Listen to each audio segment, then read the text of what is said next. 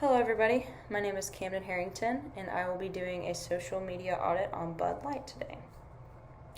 We're going to start off with a little bit of history about Bud Light. In 1982, Adolphus Busch came from Germany to the United States and met Eberhard Anheuser, who owned a brewery, and they started Bud Light in response to Miller Lite. They started off creating 400 milliliter cans and 300 milliliter bottles with an alcohol content of 3.5%.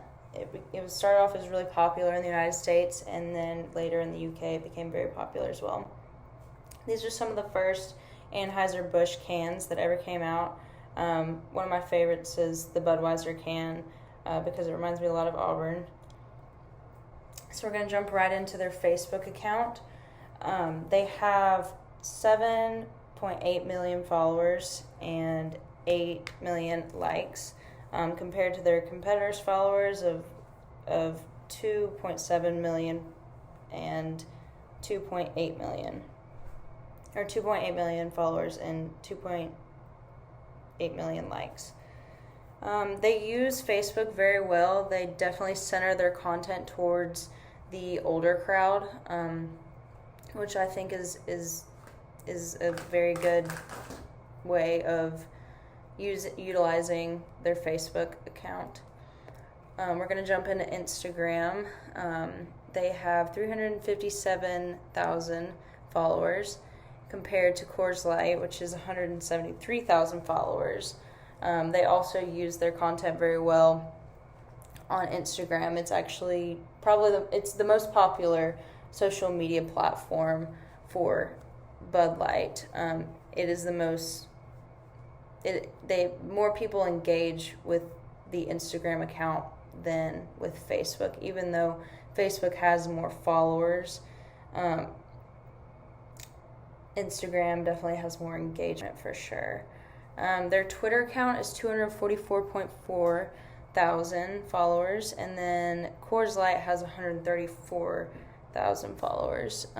They mostly do text posts on their Twitter account, but every now and then they'll do different kinds of videos and links and photos, but that's mostly used for Facebook and Instagram. One of the most popular posts they ever posted was The Tonight Show featuring Bud Light, and then one of the most unpopular posts was a text post that said, "This Bud Light tastes like I'm never going back to the office. I'm not going back to the office after lunch." Their YouTube, not a lot of people engage with it as much, but it's centered towards the younger crowd, as is Twitter and Instagram. I was going to show these videos of the popular and unpopular posts, but I believe I might run out of time. But they post obviously more video content and advertisement videos and or commercials and stuff like that. They also put a lot of their sponsor stuff on there as well, which we'll talk about here in a minute.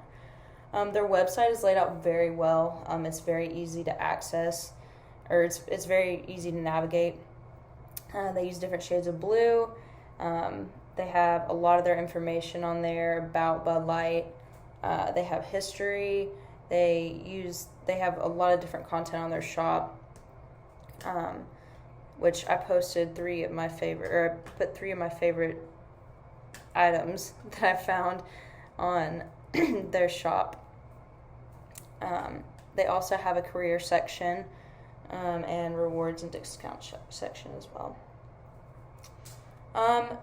So going back to the leverage on how they utilize their account and how they are very aware of their audience.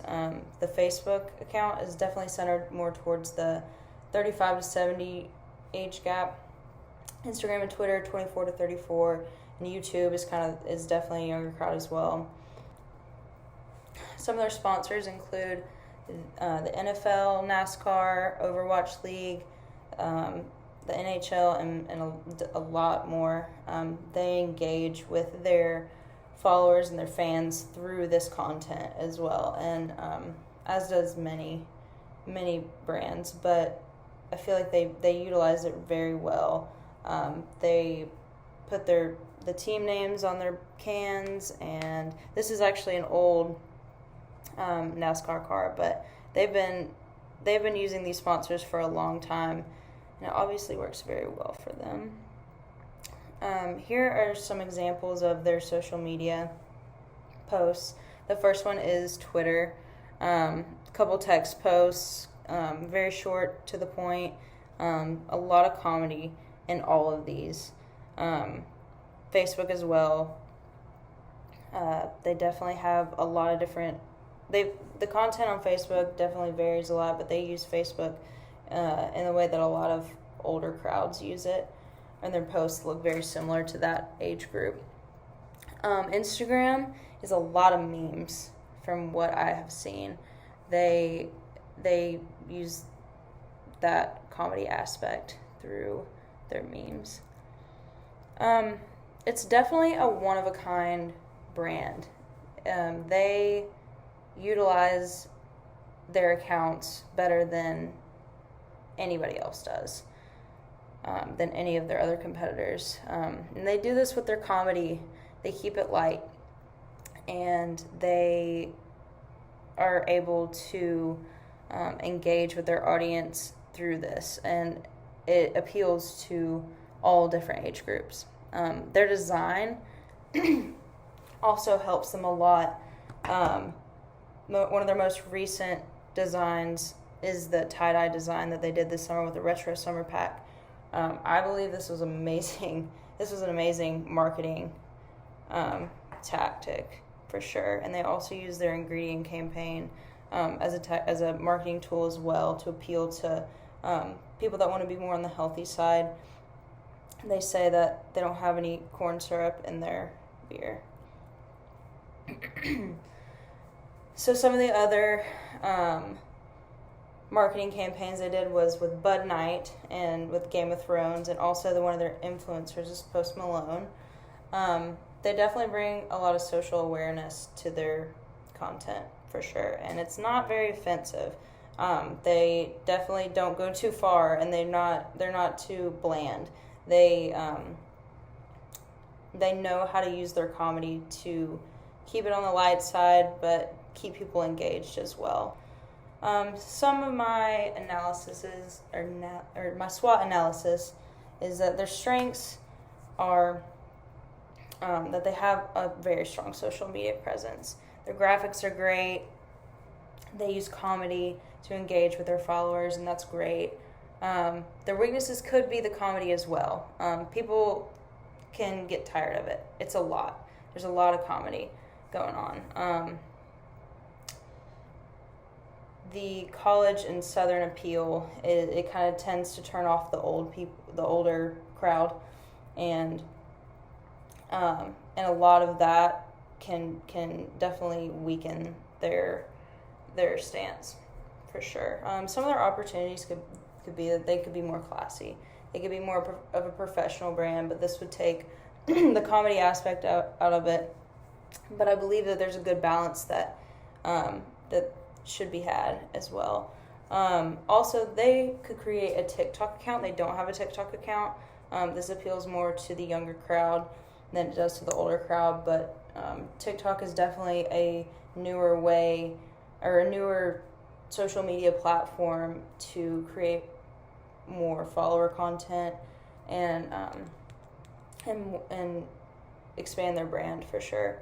And then some of their threats are other social media